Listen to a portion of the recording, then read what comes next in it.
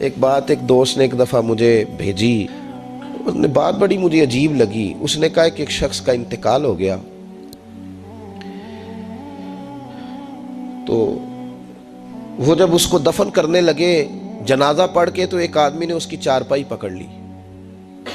اس نے کہا اس نے میرا 45 لاکھ روپیہ دینا ہے، پہلے پیسے دو گے پھر دفن کرنے دوں گا، پیسے دے دو دفن کر لو۔ دور سے پکڑی، اب رش ہے، 3 بیٹے بھی تھے تو جائیداد بھی تھی، سارا کچھ تھا۔ ان 3 بیٹوں سے لوگوں نے کہا کہ تیرے ابے کو وہ دفن نہیں کرنے دے رہا، شور ہے تو۔ اور وہ بندہ بھی وہ تھا جو بڑا قریبی تھا اس کا، اس کے والد کا پارٹنر تھا، تعلقات تھے، تو اس نے کہا کہ پہلے پیسے دو پھر دفن کرنے دوں گا۔ اب وہ 3 بیٹے کہنے لگے کدھر سے پیسے دیں، 45 لاکھ ہی کہہ دیا ہے، ہمیں تو ابا نے کوئی نہیں بتایا، حالانکہ جائیدادیں ہیں، مکان ہے، سارا کچھ ہے، تو بھائی ہم کدھر سے دیں؟ چلو 2-4 لاکھ کی ٹھیک ہے، وہ تھوڑا سا کریں نرم رویے کو تو ہم کرتے ہیں، شور تو ہے، لیکن کدھر سے دیں 45 لاکھ؟ جب بات بہت تیز ہو گئی، شور ہو گیا، وہ انسان مجنون بن کے اس نے چارپائی تھامی ہوئی ہے، کہتا نہیں پہلے پیسے دو گے پھر دفن کرنے دوں گا۔ 3 بیٹے تھے تو ایک بیٹی بھی تھی، بیٹی کو گھر میں پیغام گیا کہ تیرے ابا کو دفن نہیں ہونے دیتے، اس نے سارا زیور اتار کے بھیج دیا۔ اس نے کہا اس چچا سے کہو میرے ابا کے اس دوست سے جس نے قرضہ لینا ہے کہ یہ رکھ لے، اور میں تھوڑے تھوڑے کر کے پیسے لوٹا دیتی ہوں، پر میرے باپ کو مرنے کے بعد یوں رسوا نہ کرے، اس کو دفن تو ہونے دے، میں ایک پائی دے دوں گی، میرا وعدہ رہا۔ جب وہ بیٹی نے 8-10 لاکھ کا زیور بھیج دیا تو وہ قرضہ لینے والا شور کرنے لگا۔ اس نے کہا او مجھے پتہ چل گیا، مجھے معاف کر دو سارے اور اسے دفنا دو۔ کہا کیا ہوا؟ تو وہ کہنے لگا میں نے اس سے 45 لاکھ لینا نہیں تھا، میں نے دینا تھا، تو میں غور کر رہا تھا کہ اگر تو میں نے اعلان کر دیا نا کہ 45 لاکھ میں نے دینا ہے تو 110 نکل آئیں گے وارث کہ مجھے بھی دو مجھے بھی دو، تو میں نے یہ رویہ اس لیے اختیار کیا ہے کہ میں دیکھوں اس کا اصل وارث ہے کون۔ تو اصل وارث وہ بیٹی ہے جس نے اپنے کانوں سے بندے بھی اتار کے بھیج دیے، اور جس نے اپنے وہ شادی والے دن پہننے والے زیورات، پہلی رات کا وہ اس نے زیور بھی سارا اتار کے دے دیا۔ اس نے کہا کہ باپ کا کفن نہ میلا ہو جائے، تو اصل وارث بھی بچی ہے۔ اس نے کہا اس نے مجھے وصیت کی تھی ہر ایک کو نہ دے دینا، میرے اصل وارث کو دینا، تو مجھے اصل وارث مل گیا ہے، اب میں کسی اور کو نہیں دوں گا، اس بیٹی کو دوں گا جس نے باپ کے لیے قربانی دی۔ تو یاد رکھے جنہاں لی تو پاپ کمائے ہو کتھے نہیں تیرے کر دے۔ تو اس لین دین کے معاملات اپنے صاف ستھرے رکھیں، ان کے اندر کسی قسم کی وہ چیز نہ پیدا کریں کہ جو ہمارے لیے بڑی باعث پریشانی بن جائے۔ تو میں یہ سمجھانا چاہ رہا ہوں آپ حضرات کو، اپنے پیر بھائیوں کو، دوستوں کو، کہ کوشش فرمائیں کہ آپ، اور یہ یاد رکھیں وہ میری اماں کبھی کبھی میرے ننھیال سے نا کوئی چیز آتی تھی نا بطور تحفہ کے کسی چیز، تو میری اماں کہتی تھی میرے ماموں سے یا میرے نانا سے کہ بس ٹھیک ہے یہ آپ تھوڑا سا دے جائیں باقی لے جائیں، تو کہتے نہیں رکھ لیں۔ تو اماں کہا کرتی تھی کہ اپنے گھر سے بندہ کھائے تو پھر ہی پوری پڑتی ہے، کوئی دے گا تو کیا اس میں کتنی دیر، ایک دن بندہ کھا لے گا۔ وہ کہا کرتی تھی کہ اگر پورا کرنا ہے نا خرچہ تو بندہ اپنی کمائی سے ہی پورا کرے تو پورا ہوتا ہے۔ اگر کسی کے 10,000 سے آپ سمجھتے ہیں کوئی فائدہ ہوگا تو کچھ نہیں ہوتا۔ آپ کے دست و بازو جو ہمت کر کے لائیں گے اسی سے گزارا ہوگا۔ کسی کا 50,000 رکھ کے کتنا وقت بیت سکتا ہے؟ 1 لاکھ سے کیا مطلب، کیا بندہ کر سکتا ہے؟ تو سہارے نہ ڈھونڈو، خوددار بنو۔ طریقت میں، تصوف میں خودداری، ترمذی شریف کی ایک حدیث ہے مجھے بڑی پسند ہے، میں سمجھتا ہوں یہ حدیث اگر لوگ سمجھ جائیں نا تو بات بن جائے۔ نبی پاک صلی اللہ تعالیٰ علیہ وسلم نے لوگوں سے کہا لوگوں چاہتے ہو کہ تم اللہ کے محبوب بن جاؤ؟ تو صحابہ کے چہرے کھل اٹھے، کہا یا رسول اللہ صلی اللہ علیہ وسلم بالکل چاہتے ہیں۔ فرمایا جو اللہ نے تمہیں دیا ہے اس پہ راضی ہو جاؤ، اللہ کے محبوب بن جاؤ گے، اللہ تم سے پیار کرے گا۔ اور پھر فرمایا چاہتے ہو کہ لوگ بھی تم سے پیار کریں؟ لوگ بھی کریں یا رسول اللہ، دل کرتا ہے۔ تو نبی پاک نے فرمایا کسی بندے کی جیب کی طرف کبھی نہ دیکھنا، جو سامنے والے کی جیب میں ہے اس سے بچ جا، اس کے مال پر نظر ڈالنی چھوڑ دے، لوگ بھی تجھ سے پیار کرنے لگ جائیں گے۔ لوگوں کے مال کی طرف نہ دیکھ، آپ رکھ لیں کسی کا 500 روپیہ بھی، وہ کہے گا بندہ ہی نہیں صحیح، میرا 500 کھا گیا۔ یہ مت سمجھے کہ بڑا امیر تھا، اس کو فکر ہی کوئی نہیں، نہ۔ ان معاملات کے اندر لوگ کہیں نہ کہیں بول ہی جاتے ہیں، کہیں نہ کہیں بات کر ہی جاتے ہیں، کسی نہ کسی جگہ زبان پھسل ہی جاتی ہے۔ تو مہربانی فرمائیں، مہربانی کریں، آپ اس بات پہ ضرور غور کریں، اور یہ میری اپیل ہے، آپ میرے پیر بھائی ہیں، عزیز ہیں، کہ کوشش فرمائیں لین دین کے معاملات کو 110% صاف رکھیں۔ کوشش کریں جہاں کوئی چیز دینی ہے، خریداریاں بعد میں ہوتی رہیں گی، جائیدادیں بعد میں بنتی رہیں گی، قرضے نہیں ہونے چاہیے، قرضہ نہیں ہونا چاہیے۔ میں ایک بزرگ سے کبھی کبھی ملتا تھا تو میں کہتا تھا حضرت جی حالات کیسے ہیں؟ تو کہتے ہیں الحمدللہ کسی کا دینا کچھ نہیں، الحمدللہ کسی کا۔ تو اس شخص وہ جب بات کرتا تھا تو مجھے یوں لگتا تھا کہ جیسے وہ شخص نعرہ لگا رہا ہے، الحمدللہ کسی کا دینا کچھ نہیں۔ یہ اللہ تعالیٰ کا شکر ہے۔ اور پھر وہ کبھی کبھی یہ بھی کہا کرتے تھے کسی سے 200-250 لینا ہوگا، میں نے دینی کوئی شے نہیں، کوئی کبھی کبھی ٹٹولو گے تو میرا کسی طرف کوئی نکل ہی آئے گا، لیکن میں نے کسی کا دینا کوئی نہیں۔ میرے اسا فرمایا کرتے تھے ہماری تو طریقت بھی بڑی دلیر ہے۔ میں نے ایک دفعہ کہا حضور نظریہ طریقت کیا؟ فرمانے لگے ہماری تو طریقت بھی بڑی خوددار ہے، ہم مریدوں کا خرچ نہیں کراتے، ہم تو کئی دفعہ مریدوں پہ خرچ کر ڈالتے، ہماری تو طریقت بھی بڑی توانا ہے، نے تو مزاج ہی بڑا انوکھا پایا ہے۔ تو مہربانی فرمائے لینے دینے کے ایک حدیث بخاری میں بڑی مزیدار ہے، بخاری میں، سبحان اللہ۔ اور بخاری شریف قرآن مجید کے بعد امت مسلمہ کے پاس سب سے معتبر کتاب کا نام بخاری شریف ہے۔ نبی پاک صلی اللہ علیہ وسلم نے فرمایا ایک بھائی اپنے بھائی سے قرضہ لینے لگا، ایک دوست اپنے دوست سے پیسے لینے لگا۔ اس نے کہا یار پیسے تو میں دے دیتا ہوں پر کوئی گواہ۔ اس نے کہا غریبوں کے گواہ نہیں ہوتے، میرا گواہ اللہ ہے۔ اس نے کہا کسی کی ضمانت دے دو۔ اس نے کہا میری کون ضمانت دے گا، میری ضمانت میرا اللہ ہی دے گا۔ وہ بات ہو گئی 1000 دینار، اس کو بات بڑی پسند آئی، کہا اللہ کے نام پر تو کہتا ہے، اللہ بھی گواہ ہے ہمارے درمیان اور اللہ ہی ضمانتی ہے، تو لے لے پیسے۔ 1000 دینار دے دیے۔ اب وہ بندہ دریا کے پار چلا گیا۔ محنت، یہ دیکھیں اب اس حدیث سے آپ درس دیکھیں، یہ حکایت نہیں، یہ میرے رسول پاک کا بیان کیا ہوا فرمان ہے۔ اس کی صداقتوں پہ دیکھیں، اور بخاری کی حدیث کے جملے کتنے حسین ہیں۔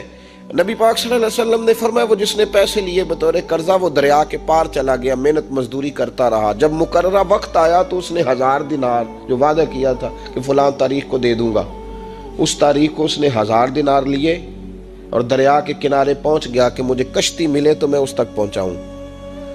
لیکن اس نے اتفاق کہ اس دن کشتی کوئی نہ ملی، بڑا انتظار کیا، کشتی کوئی نہ ملی۔ اس نے ایک لکڑی لی، لکڑی کو اندر سے پھاڑا، موٹی لکڑی ہوتی ہے نا بانس کی طرح، اس کے اندر سوراخ بن جاتا ہے، جگہ بن جاتی ہے۔ اس نے اندر سے اس کی کھدائی کی، اس کے اندر اس نے 1000 دینار رکھا اور ایک رکا رکھا کہ بھائی میں پہنچنا چاہتا تھا لیکن مجھے کشتی نہیں ملی تو میں 1000 دینار رکھ رہا ہوں، جس رب کی ضمانت پر میں نے لیے تھے مجھے امید ہے رب تجھ تک پہنچا دے گا، مجھے امید ہے اللہ پہنچا دے گا تیرے تک، مجھے امید ہے رب پہنچائے گا۔ یہ کہہ کہ اس نے اس کو بند کیا کسی کپڑے کے ساتھ اور بند کر کے دریا میں ڈال دیا۔ اب وہ انتظار کرنے لگا، وہ جو شخص تھا وہ بھی کنارے آیا کہ آج اس کا وعدہ ہے، اس نے آنا ہے۔ دینے والے کو ٹینشن ہوتی ہے تو میرے خیال ہے لینے والے کو بھی بہت زیادہ ہی ہوتی ہے کہ آج لینے۔ وہ آ گیا کنارے پہ کہ آج پیسے آنے، لیکن کوئی شے نہ آئی۔ ایک لکڑی بہتی ہوئی آئی تو اس نے اٹھائی لکڑی کا، چلو پیسے نہیں ملے تو ایندھن تو ملا ہے نا، گھر جا کے لکڑی جلا کے روٹی تو پکائیں گے نا۔ وہ لکڑی اٹھا کے گھر لایا، گھر لا کے جب اس کو چھیلا، توڑنے لگا کہ ٹکڑے کر کے اس سے آگ جلاتا ہوں، اس نے کھولی تو اندر سے رکا بھی نکل آیا اور 1000 دینار بھی نکل آیا۔ رب کریم کا انداز دیکھو کہ دریا کتنا چوڑا ہوتا ہے اور جو کاغذ ہوتا ہے وہ پگھل جاتا ہے دریا کے اندر، لفظ مٹ جاتے ہیں، لیکن ہر چیز کو بحفاظت میرے رب کریم نے پہنچا دیا۔ اس نے جب اس کو کھولا نا تو 1000 دینار بھی نکل آیا، مقررہ وقت پہ اسے پیسے بھی مل گئے، وہ بڑا راضی ہوا۔ اب یہ بندہ آیا کچھ دنوں کے بعد دوبارہ 1000 دینار کا اور بندوبست کر کے لایا، پتہ نہیں اس تک پہنچے کہ کہیں گم ہو گئے۔ 1000 دینار کا اور بندوبست کر کے لایا، معصوم آمنہ حبیب کبریا سید کون مکان صلی اللہ علیہ وسلم کس حسن کے ساتھ اپنی امت کو حسین اخلاق سکھا رہے ہیں۔ نبی پاک علیہ السلام فرمانے لگے غلاموں وہ ایک اور 1000 دینار لے کے دروازے پہ آیا اور دستک دے کے کہنے لگا میرا رب گواہ ہے کہ میں نے کوشش کی تھی پر مجھے کشتی نہیں ملی، میرا رب گواہ ہے کہ میں نے ہمت کی تھی پر موقع نہیں ملا، اللہ جانتا ہے جس رب کی ضمانت پہ میں نے تجھ سے پیسے لیے کہ میری کوشش پوری تھی پر موقع نہیں ملا، میں آیا ہوں پیسے رکھ لے۔ اس نے کہا اگر اللہ تیرے اور میرے درمیان گواہ تھا پھر وہ کریم بھی بڑا ہے، تو نے دریا میں ڈالے تھے تو رب کریم نے باحفاظت مجھے پہنچا بھی دیے اور تیری عزتوں کو اس نے برقرار رکھا ہے، میرے دل میں تیری گویا قدر بڑھ گئی ہے۔ او بھائی جو رب کریم پہ بھروسہ کرے، جو اللہ پہ بھروسہ کرے اور ارادہ کرے، اور اسی طرح کی ایک اور حدیث سیاستہ میں موجود ہے، نبی پاک صلی اللہ علیہ وسلم نے فرمایا ایک بندے کا ارادہ تھا قرضہ دینے کا، اس کا پروگرام تھا واپس کروں گا پیسے، محنت کر رہا تھا، جدوجہد کر رہا تھا، کوشش تھی، وہ نیت اس کی صحیح تھی، دبانے کا 1% بھی ارادہ نہیں تھا، کوشش جاری تھی، ہمت کر رہا تھا، فوت ہو گیا۔ یا رسول اللہ اب کیا بنے گا؟ اگر صوفیاء اس حدیث پہ وجد کرتے، وجد آتا ہے ان لفظوں پہ، اب کیا بنے گا؟ تو میرے محبوب فرمانے لگے قیامت کے دن اللہ اپنی رحمت سے اس کے قرضے ادا فرما دے گا۔ دیکھو اتنا بھی کوئی خوش نصیب ہے جس کی اللہ قرضے ادا کرے، اتنا بھی کوئی خوش قسمت ہے رب جس کے قرضے دے، اللہ کہے مجھ سے لے لے چل یار رہنے دے۔ او بھائی ان لفظوں کو دیکھیں نا، جس مبارکہ میں سرکار دو عالم صلی اللہ علیہ وسلم نے فرمایا قیامت کے دن 2 بھائی، ایک بھائی پہلے انتقال کر گیا، ایک بعد میں فوت ہوا، جو پہلے چلا گیا اس کے کچھ حقوق بعد والے نے دینے تھے، سمجھ لے کچھ قرضے تھے، اب وہ پہلے فوت ہوا، اسے بعد میں احساس ہوا، اس نے کوشش بھی کی، معافیاں بھی مانگی، لیکن اب وہ فوت ہو چکا تھا۔ تو نبی پاک صلی اللہ علیہ وسلم فرماتے ہیں قیامت کے دن چونکہ یہ معافیاں بھی مانگتا رہا، توبہ بھی کرتا رہا، بڑی اس کو صحیح احساس ہو گیا، ندامت والی توبہ کی، لیکن اب جس کا حق تھا وہ تو فوت ہو گیا، اب کیا کرے؟ تو محبوب فرمانے لگے فوت ہوگا نا، جس نے دینے تھے پیسے، جس کے ذمے حقوق تھے، لیکن وہ جس کے دینے تھے وہ تو چلا گیا، سمجھ لیں کوئی وارث بھی نہیں۔ تو فرمایا جب یہ فوت ہوگا تو قیامت کے دن جو پہلے فوت ہوا تھا وہ مقدمہ کرے گا کہ یا اللہ اس نے میرا مال دبایا، میرے پیسے لے کے دے، تو رب کریم فرمائے گا چل یہ بڑیاں معافیاں مانگتا رہا، اسے معاف کر دے۔ اللہ فرمائے گا، وہ کہے گا نہیں یا اللہ مجھے بڑا ستایا، مجھے بڑی تکلیف دی، میرے حقوق ضائع کیے، میں نہیں معاف کرتا۔ تو رب کریم فرمائے گا ذرا اوپر اٹھنا، چل بعد میں بات کرتے ہیں، اٹھ تو صحیح، وہ جنت میں ایک محل بنا ہوا ہے، ذرا اس کی طرف تو نظر ڈال۔ اس نے نظر ڈالی تو یہاں تو کوئی اچھا انجینئر بنائے کوئی مکان تو نظر جو ہے وہ ہٹتی نہیں، تو جس مکان کو رب تیار فرمائے، جس کو اللہ بنائے، اس سے نظریں کیسے ہٹتی ہوں گی؟ اس نے دیکھا تو دیکھتا ہی گیا، دیکھتا ہی گیا۔ عرض کرنے لگا مولا یہ کس کا مکان ہے؟ تو محبوب علیہ السلام فرماتے ہیں رب کریم نے فرمایا اس کا ہے جو اس کی قیمت دے گا۔ کہ یا اللہ کون قیمت دے گا؟ فرمایا تو بھی دے سکتا ہے۔ یا اللہ میں غریب فقیر میں کیسے قیمت دوں؟ تو اللہ فرمائے گا چل تو اپنے بھائی کو معاف کر دے، میں محل تجھے دے دیتا ہوں، تو معافی دے دے، محل تیرا ہوا۔ تو حضور فرماتے ہیں 3 دفعہ بولا، کہنے لگا یا اللہ میں نے معاف کیا، یا اللہ میں نے معاف کیا، یا اللہ میں نے معاف کیا۔ تو اللہ فرمائے گا پھر بھائی کا بازو پکڑ، وہ ایک محل نہیں، وہ ایک ہی نقشے کے 2 بنائے ہوئے ہیں، اس کا بازو پکڑ، دونوں جنت میں چلے جاؤ، میں نے تم دونوں کے لیے گھر بنا دیا ہے۔ تو اپنے معاملات صحیح کرنے کی کوشش کریں، اپنے معاملات صحیح کریں۔ ہم اس سلسلہ عالیہ میں داخل ہیں کہ حضور غوث اعظم رضی اللہ تعالیٰ عنہ کے والد کا مشہور واقعہ ہے کہ بھوک لگی تھی تو دریا میں بہتا ہوا سیب کھا لیا تھا، سیب کھا لیا غوث اعظم کے والد نے۔ تو پھر کہنے لگے اوہو یہ میں نے کیا کیا؟ جس سمت سے وہ سیب آیا تھا وہاں جانے لگے، وہاں ایک باغ تھا، پیچھے جا کے ٹہنیاں جھکی ہوئی تھیں، تو یہاں سے سیب آیا۔ باغ کے مالک بھی بزرگ تھے، ان سے جا کے کہا غلطی سے کھا لیا ہے، معافی مل جائے۔ انہوں نے کہا معافی اتنی جلدی نہیں ملتی۔ کیسے ملے گی؟ فرمایا 12 سال مالی بن کے میرے باغ کی نوکری کر۔ تو خدمت کرنے لگے تو حضور غوث اعظم کے نانا جی کہتے ہیں بچہ مجھے بھا گیا، کہنے لگے حضور چلے معاف کر دیں اب۔ تو کہا معافی نہیں ملے گی، میری ایک بیٹی ہے، آنکھوں سے اندھی ہے، آنکھوں سے اندھی، کانوں سے بہری، زبان سے گونگی اور پیروں سے لنگڑی، اس سے نکاح کر۔ پھر معافی ملے گی۔ کھایا کیا؟ ایک سیب۔ تو حضور غوث اعظم رضی اللہ تعالیٰ عنہ کے والد کہنے لگے مجھے گوارا ہے، آپ کر دیں نکاح، پر وعدہ کریں مجھے معاف کر دیں گے نا؟ تو کہتے ہیں نکاح ہو گیا۔ جب پہلے دن میں حجرہ عروسی میں داخل ہوا تو میں نے پلنگ پر کوئی معذور نہیں، جنت کی حور کی مثل عورت بیٹھی دیکھی، اور جس کا حسن بتاتا تھا کہ چہرے سے زیادہ باطن میں اللہ نے روشنی عطا فرمائی ہوئی ہے۔ فرماتے ہیں میں نے اس کے قریب جا کر تو کون ہے؟ مجھے تو کچھ اور بتایا گیا تھا۔ فرمایا تجھے بتایا گیا تھا کہ آنکھوں سے اندھی ہے، اس لیے کہ کبھی غیر محرم کا چہرہ دیکھا ہی نہیں، کانوں سے اس لیے بہری ہے کہ کبھی غلط بات سنی نہیں، کسی غلط کے پاس بیٹھی نہیں، اور زبان سے اس لیے کہ گنگی ہے کہ غلط جملہ کبھی نہیں نکلا، یا اللہ کا قرآن نکلا ہے یا محمد عربی کا درود و سلام نکلا ہے، غلط جملہ نہیں نکلا۔ اور ٹانگوں سے اس لیے لنگڑی ہے، کسے اپنے باپ کے گھر کا رستہ تو آتا ہے، سوائے اس کے گلی کا اور کوئی موڑ نہیں جانتی، اس نے پاکیزگی سے وقت گزارا۔ حضور غوث اعظم کے والد کہتے ہیں میں اپنے لین دین کے معاملات سیدھے کرنے گیا تو سادات کے گھر کی حور مجھے ملی، اور جب میں اس حور سے ملا تو پھر رب نے مجھے عبد القادر جیلانی جیسا بیٹا عطا فرمایا، غوث پاک جیسا بیٹا دیا۔ تو گئے تو معاملات سیدھے کرنے تھے، تو اللہ نے ولایت کے امام کا باپ بنا دیا۔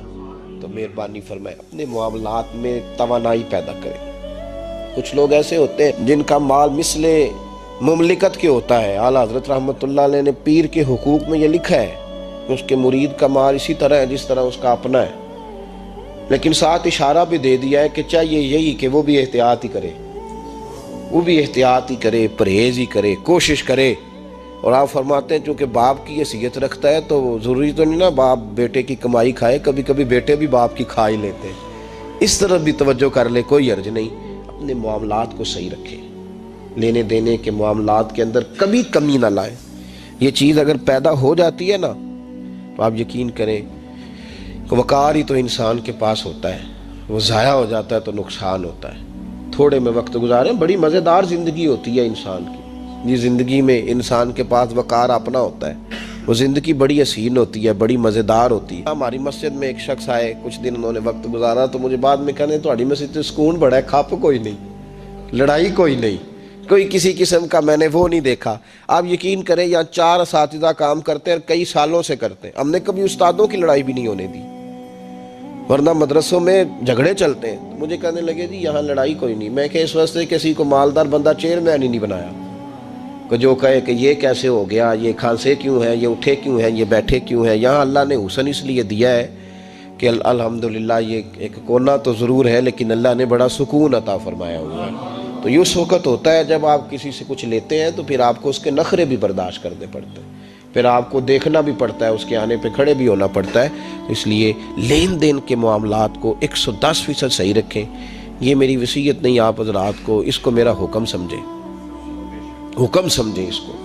اور آپ قطعی طور پہ میری پیر بھائیوں سے گزارش ہے کہ لین دین کے معاملات کو چھوڑ دیں سارا کچھ۔ اللہ بڑا کریم ہے، ایک کمرے میں بھی انسان کی زندگی بیت سکتی ہے، لیکن لین دین کے معاملات میں 110% اپنے آپ کو صاف رکھیں، اور اپنی وصیت کو ہمیشہ اس میں سستی نہیں کریں، لکھ کے رکھیں کہ کسی کا کیا دینا ہے، موٹے حرفوں کے ساتھ، اور 3 جگہ اس کو لکھ کے رکھیں کہ میں فلاں آدمی کا میرے پاس یہ ہے، اس کو ضرور سنبھال کے رکھیں تاکہ کسی جگہ بھی اگر اللہ تبارک و تعالیٰ فضل کرے کوئی ایسا موقع آتا ہے تو ہم صاف ستھرے ہوں، ہمارے وارثوں کو پتہ ہو کہ ہم نے کسی کا کیا دینا ہے۔ اللہ سمجھنے کی توفیق عطا